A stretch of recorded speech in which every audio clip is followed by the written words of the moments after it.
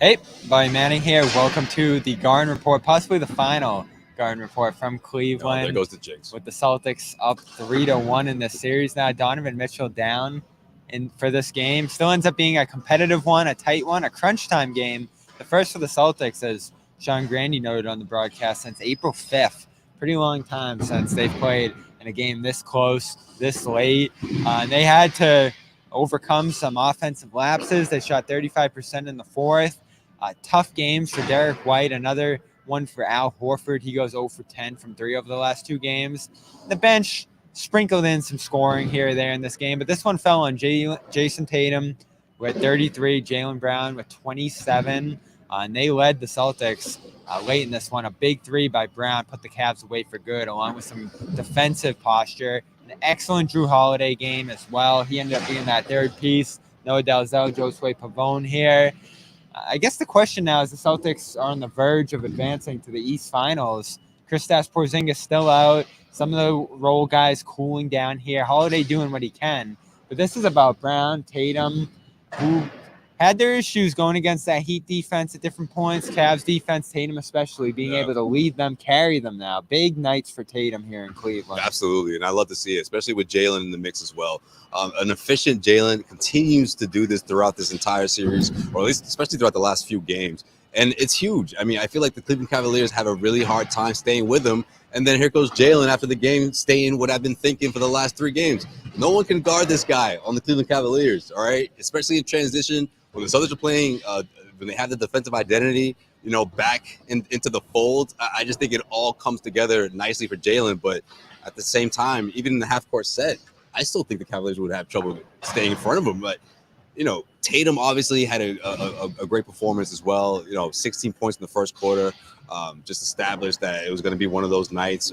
Percentage-wise, sure, it wasn't anywhere near 50%, but it was enough to create that space. And Jrue Holiday just doing everything, man. The rebounding, the assist, the defense, especially when the Cleveland Cavaliers got hot from beyond the arc without Donovan Mitchell. I mean, Max Strus. Okay, we see you, Max. All right, you've been quiet all series. Not tonight. That was not the case. You're lucky you switched them to more. But it wasn't enough. Oh, absolutely. You had to. I mean, when the Donovan Mitchell news came out, I was like, he's going to score 10. Come on, Prize Picks. And, of course, he went ahead and drained 5 3-pointers in this one. Of course, brought to you by Prize Picks. Check them out, prizepicks.com/CLNS. Get a 100% deposit match up to $100 when you head over there. Just use that code CLNS. For Tatum, who certainly went more in this one with 33. We've talked a ton about the struggles. He's breaking out of them. He's not shooting great, but he's forcing his way to the rim, getting to the free throw line, piling up the scoring totals we want to see after he started the playoffs, 21 points per game. What are you seeing different from him over these last 2? Yeah, I mean, the 3-point shot's going to come and go. We know that about him. That's been his game. But what we're seeing across the board right now is that he's really dominating the game on both ends. Like, it wasn't just offensive tonight. Yeah. There were so many possessions that he altered defensively, blocks, steals, getting big rebounds. I think he ended up with 11 rebounds again tonight. And I think sometimes rebounding is a misleading stat because a lot of them are uncontested. He got some contested rebounds today that were like clutch rebounds, that they really needed. And so to me, back-to-back 33-point performances to come out on the road and win both of these games, it was just huge. It was both huge games by him and Jaylen Brown. Yeah. And like you said, I don't think anybody can guard Jaylen, and a big part of that is because they're putting their best defender on Jayson Tatum, right. And that is leading that creates so many mismatches for the Celtics across the board. And whoever they're going to play next, this is going to be the same situation where you have your one guy that can guard a big wing. And most teams just don't have the personnel to guard Jaylen Brown. And then he comes out and he does what he's been doing. I mean, he's shooting 61% from the field in the series over 4 games. Insane. Yeah. And 80% from the line. You know what helps too, though, guys? Not having to defend Donovan Mitchell, like he's had to throughout the series. Not that it's been a humongous effect, like you just mentioned. Look at his shooting percentage throughout the series. However, in this game, he really had that space to just go off the way he did. And I'm really happy he didn't get too, caught up in the drama and all that stuff, man. But, man, these guys, they continue to show that they're matured, The last 3-4 years, like, I don't know, maybe a couple of years ago, that's enough for them to lose focus and all of a sudden the Cavs go on a run in this atmosphere especially, but not tonight. These guys have come a long way. That one a big factor. Him ruled out Mitchell right before game time. we'll see where he's at. It might be something where he carried them for 3 games through a sore quad, and now they're saying it's a calf here. Not a great sign, and I don't know when we'll see him again here. Certainly their season's on the line on Wednesday in Game 5, so does he gut through? If he couldn't go tonight, I don't feel great about him being out there Wednesday, but we'll see.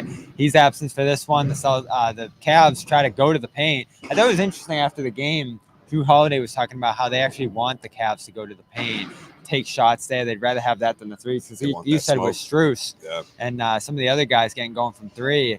The Cavs were the team that shot 53s tonight, just trying to beat them from there. So late in the game, they forced the Cavs inside, and it was a good strategy. They didn't end up taking a 3 other than that Strus bomb over the last 5 minutes there. And so one of the other things I'm looking at from this one is Horford. Kristaps Porzingis, we saw him work out this morning at shoot-around. Looked like he was advancing a little bit more with the physicality, with the movement. He's now 2 weeks removed from the injury. But we're, again, in this game, starting to see Horford, the cumulative effect of the minutes. They scaled him back tonight, but he still misses 4 open threes. And defensively, they're going at him. He had a tough time keeping up with the penetration that the Cavaliers were producing in this game. Now, certainly Brown, Tatum, Holiday pick him up in a game like this. He gets a big block late. But how much are they going to need Porzingis going into this next round here? Can they continue to rely on Brown and Tatum to carry them while some of the depth guys just do what they can? It's hard to say, honestly, Bobby, especially when you look at what's going on between the Indiana Pacers and the New York Knicks. Obviously, the New York Knicks are missing a lot up front. I mean, they are in a worse situation than the Celtics when you think about it. No Julius Randle, who's a big part of what they do.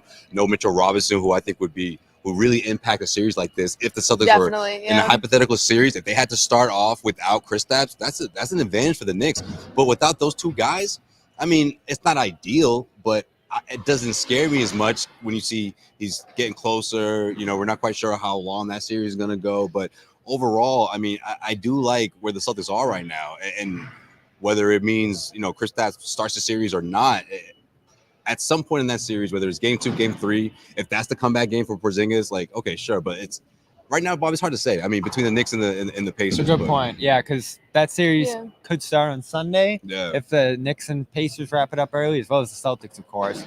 Or it could push to Tuesday, just like this series did with a Game 7 on Sunday. So you might have a couple extra days if that goes 7 for Porzingis to get back into the flow here. Do you think they need him at the start of next series? Should go Horford and I don't think so. No, I don't think they need him. And to be honest with you, it's hard to even fixate on Porzingis' absence when you're seeing what's happening injury-wise around the league. Like, knock on wood, the Celtics team has been really healthy. Like, he's the one guy that's been out, and he's been in and out all year, that it's not like they don't know what their identity is without him. They very much do.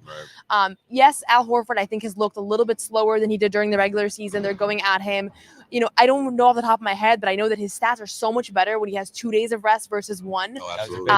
And 3 days is even better. And so when you looked at the series and you saw that it was every other game, and I think the next round is going to be every other game as well, it's going to take a toll on him, and it would be a luxury to be able to play him off the bench and split his minutes with Porzingis. They don't have that luxury. I think it's the reality of the playoffs. But Luke Cornett came in and gave really good minutes tonight. We haven't yet seen Xavier Tillman. I know a lot of people are talking about that. Where is he? Is he going to play? It's looking like he's probably not. I think tonight would have been a really good night to play him if he was going to get real run, and he's not getting it. It's a matchup thing, I think, in this series. And so I think between Al Horford and Luke Cornett, you have enough in this front court, and you have enough experience and versatility that it's not perfect. Your perfect roster has Porzingis, but it's a lot better than everyone else's roster, I still think. Can Horford hang in there for a little longer? A few days off would do him well. But I mean, they got to wrap this up. Yeah, heading back to Boston, I wouldn't be surprised if he bounces back. Not in a big way, but it's just I just think when you face a team that many times and you kind of been slumming it the last couple of games the way Al has been, you could bounce back. I don't think it's one of those situations where you absolutely need him to perform at a certain level to finish off this series. But obviously the Celtics have to get it done. They cannot mess around here. And I don't want to come back to Cleveland, to be honest. I also think, like, on this 3-point shooting, he's missed his last 10, and that's a bad shooting stretch. But he goes through stretches like that. It's not always the legs. It's not all, he's a shooter. Derek White goes through these stretches. Right. Jayson Tatum goes through them. Shooters really, bounce I think back. it was important to scale the minutes back tonight. And I thought it was good. Yeah. But I also think, like, we don't 37 is not ideal like the last game, but yeah. Well, Horford, will he bounce back Wednesday? We will see. For now, though, Celtics in a golden opportunity to get more rest and wrap this series up on Wednesday. We will be live there for Game 5 in Boston. Celtics, Cavs. Celtics can do it again, win 3 straight to wrap up a series, get themselves some extra rest and practice time heading into these finals where 2 teams, as we mentioned, could be potentially vulnerable here. We are brought to you by Prize Picks, of course, as well as PXG. Go to pxg.com right now and use the code Garden Report for a discount on your first purchase over there. Go get your tees, golf shirts, hats, all the apparel you need for the course, and it's great off the course too. If you are going on the course, though, it helps with the confidence, and you need confidence to play well in the court as well as on the course. So check out PXG for all of that, as well as Game Time. Again, they're coming back Friday, Wednesday in Boston. Go get your tickets right up until and after Game Time. That's the great part about Game Time. They're still selling after the game starts, and sometimes that's the best time to get your deals. They're offering you a $20 discount on your first purchase when you head over there. Terms apply.